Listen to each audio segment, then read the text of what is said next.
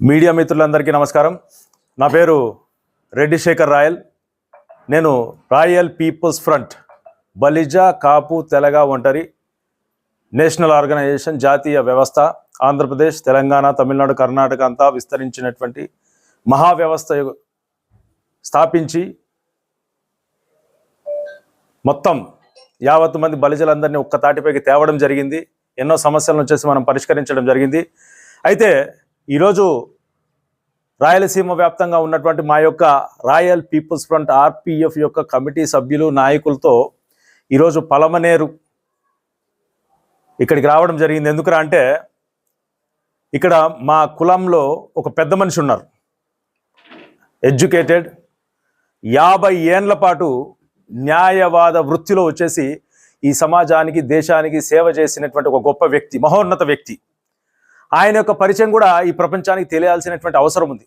ఆయన ఆ వృత్తిలో చాలా సక్సెస్ఫుల్ సాధించడం జరిగింది. ఎన్నో కేసులను వచ్చేసి వాదించడం జరిగింది.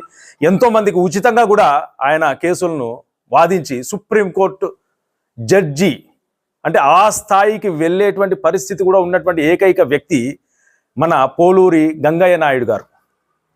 సో ఆయన గారు వచ్చేసి ఈ కులానికి, ఈ రాయలసీమ నుంచి ఈ కులానికి ఉన్నటువంటి సమస్యలన్నింటినీ పరిష్కరించాలని చెప్పేసి ఈరోజు ఆయన దగ్గరికి రావడం జరిగింది. ఎందుకంటే ఇప్పుడు మన రాష్ట్రంలో ఒక 4 సభ్యులను వచ్చేసి రాజ్యసభకు పంపించాలన్న అనుకున్నటువంటి ఈ తరుణంలో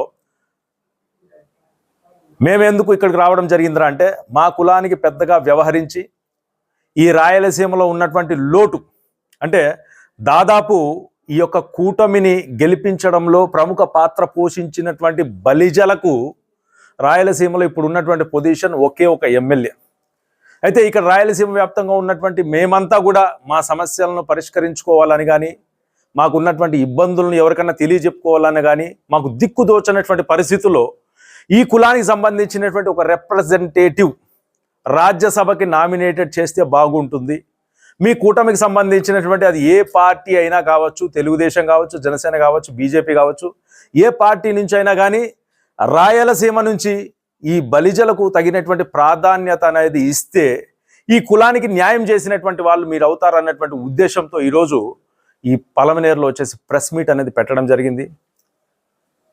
మొదటగా గంగయ్య నాయుడు గారి వచ్చేసి ఆయన ఇంటికి వెళ్ళి ఆయనతో మాట్లాడి ఆయనతో సంప్రదింపులు జరిపి ఈ పోస్టుకు మీరైతేనే తగినటువంటి వ్యక్తి, ఎందుకంటే న్యాయవాద వృత్తిలో మీకు వచ్చేసి లోటుపాట్లు ప్రతి ఒక్క విషయం క్షుణ్ణంగా తెలిసి ఉంటుంది.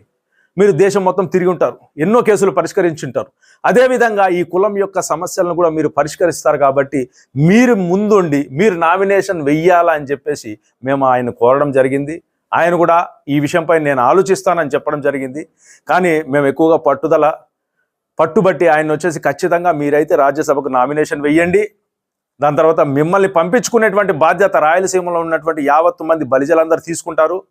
మిమ్మల్ని వచ్చేసి నామినేటెడ్గా పంపించిన తర్వాత మాకున్నటువంటి సమస్యలను కొన్ని తీర్చగలిగేటువంటి శక్తియుక్తులు మీకు వస్తాయి కాబట్టి ఇది కేవలం మీరు మాత్రమే చెయ్యగలుగుతారని చెప్పేసి ఆయనకు వచ్చేసి విన్నవించడం జరిగింది. ఆయన కూడా దాన్ని సహృదయంగా స్వీకరించారు.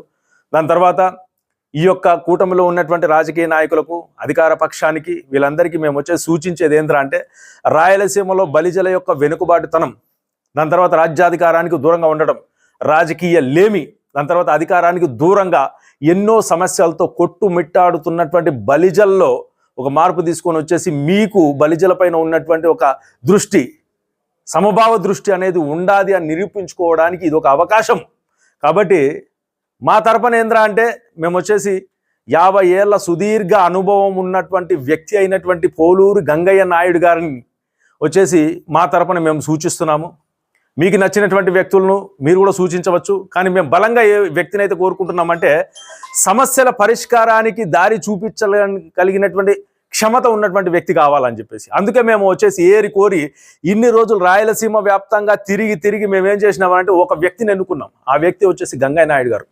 కాబట్టి ఆ వ్యక్తి అయితేనే బలిజ కాపు తెలగ ఒంటర్ల సమస్యల కోసం రాజ్యసభలో కానీ, దాని తర్వాత ఉన్నటువంటి ఈ రాష్ట్రంలో కానీ, రాయలసీమలో కానీ సమస్యలను పరిష్కరించే దిశగా కృషి చేస్తారని నమ్ముతూ ఆయన యొక్క నామినేషన్ను మేము బలపరుస్తూ రాయలసీమ వ్యాప్తంగా ఉన్నటువంటి బలిజల అందరి తరపున కూడా మేము వచ్చేసి ఆయన యొక్క అభ్యర్థిత్వాన్ని బలపరుస్తున్నాం.